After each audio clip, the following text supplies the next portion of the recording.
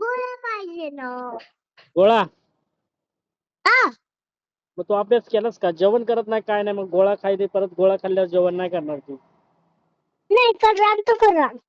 जेवण करणार आहेस? हा. शाळेत टिफिन दिला तो संपवलास? हा. पूर्ण संपवलं टिफिन?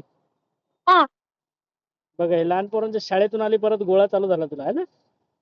आता ऊन पडायला लागला, नाही पाहिजे. रडतेस? छान रड बरं, छान रड, मग आनंद मित्र. कुठला वाला कलर पाहिजे तुला?